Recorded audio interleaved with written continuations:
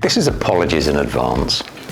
I recorded this next Money Matters on a jet, just on a trip back to the UK, and it's got jet noise in it. We thought we could suppress it more than we can. I've rewatched the video and I would like to share it with you, but apologies in advance if the jet noise irritates you or if it means that you can't hear it. I can hear it fine, and I'm hoping you can too. And I'm certainly hoping that the vast majority of people can. So hope you enjoy the content and I hope you forgive me the noise. Here we go. So, welcome to this week's airborne edition of Money Matters, because as you know, I deeply truly believe that money does matter.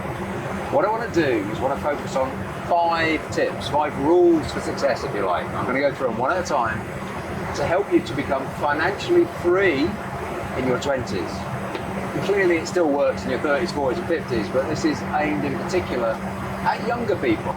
I left home at the age of 17 with £170. 6 years later, I had a degree, I had 2 properties, I'd made £60,000 from the sale of some shares, and nobody at any stage gave me any money. And I want to give you some insights into how the brain of someone that's done that works, because it's not like I've got a super brain, it's just I think differently to most people. Rule 1, being rich is slavery. Being rich involves swapping your time for money. I don't really care how much money you earn per hour. The point is that if you exchange your time at all for money, then you're selling your life, and you've only got one, and it's your most precious commodity. People are taught, go to school, work hard, get a good job, get promoted, earn as much money as you can. Wrong. The best paid people on the planet, Premier League footballers, basketball stars in America, people like this, they could easily earn 10, 20, 30 million a year, and they might do that for 10 years. So over a 10-year period, maybe they've earned 300 million. Frighteningly, depending on the profession, between 40 and 60% of them are bankrupt 1 year later. What we need to do is not be rich, we need to learn to be wealthy. Now what does that mean? Wealthy means you own an asset, like a house, or some gold, or some stocks and shares, or something that provides you with an income in exchange for none of your time. And I bet you weren't taught this at school. The true price, the true cost of anything is the amount of your life that you give for it. So this, for instance, this is my iPhone. How many weeks or years of your life do you have to work for the thing? Well, hopefully not years in this case.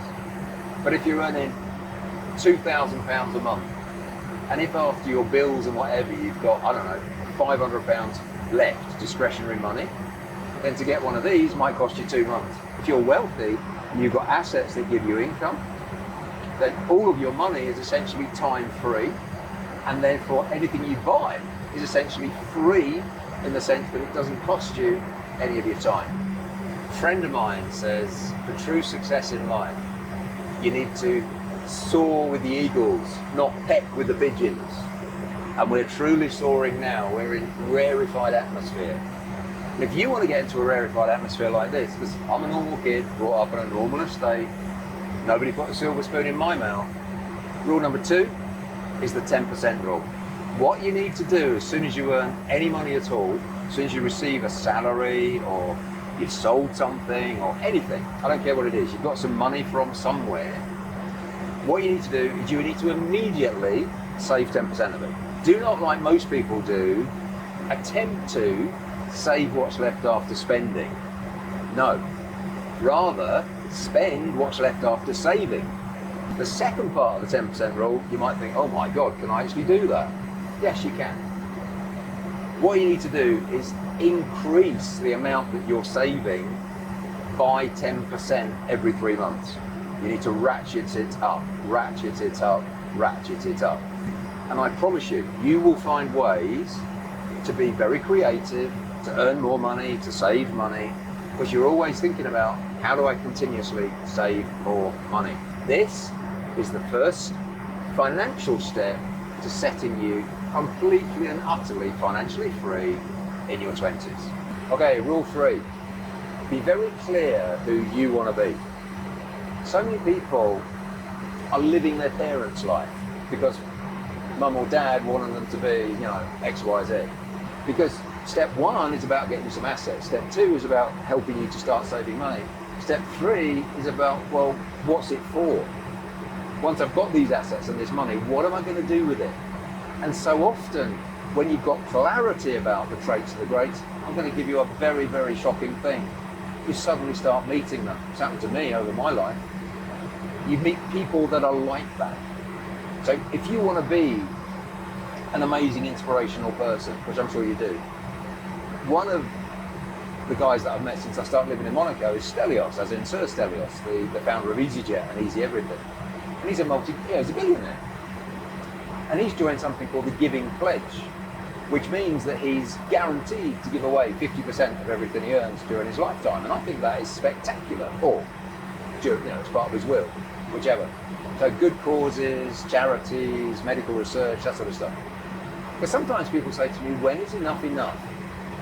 Well, if every time I get £2, £1 is going to help someone do something, I think that's a fabulous thing. So I'm building my legacy and I'm helping other people at the same time. That sort of thinking really, truly inspires me. So, traits of the greats, go look it up. Rule number 4, become skilled with debt. That's a strange thing to say. I've got 2 brothers and a sister. They're very intelligent people, but they're not skilled with debt. What they've tried to do their entire lives is pay off their credit card, fair enough, bad debt. Pay off their mortgage, no, not a smart idea. So what they've got is, you know, a property and they're debt free and that kind of stuff. Well, that's not wealth, is it? Because the property you live in isn't going to give you money on a monthly basis. It costs you money to live there. So most people don't understand the difference between good debt and bad debt. So Richard Branson, clearly a billionaire, before he became a billionaire, said his objective was to be £1 billion in debt. And then he would become a billionaire very quickly. So if you want to be a millionaire or a billionaire or whatever, one of your objectives should be to learn how to use debt wisely so that other people's money, in the sense of mortgages, lending, other people's money in the sense of people paying to stay in your property, be it service accommodation, be it an HMO, be it a buy-to-let, whatever, it's still other people's money are funding the borrowing that you've taken to somebody else. So you structure it correctly, you're not paying anything, and the value of those debts goes down over time, the value of your assets goes up over time, and the passive income goes up over time, and before long, you too are going to be whizzing around Europe, or wherever you want to go, in a private jet. Okay, rule number 5, it's in our language, as safe as houses. So you've learned that you don't be swapping your time for money. You've learned how to save 10% of everything and go up by 10%. You've learned that you need to take responsibility for who you want to be. And you've learned there's a massive difference between good debt and bad debt, and you need to find out about it. Finally, what are you going to use those savings to invest in? My advice, where I started, if you want to be financially free in your 20s, is property. And potentially, the first property you buy is the one that you live in, and you maybe sell it. You buy it, do it up and sell it, because there's no tax if you live in it. But why do I say property versus the other investment classes? I say property for this reason. An iPhone, like I showed you earlier on, it's technology. It's going to become obsolete at some point. Apple is a super dominant brand right now, as you can probably see, but it isn't going to be around forever, probably. Houses, security, warmth, shelter, the need for a family home, they will be.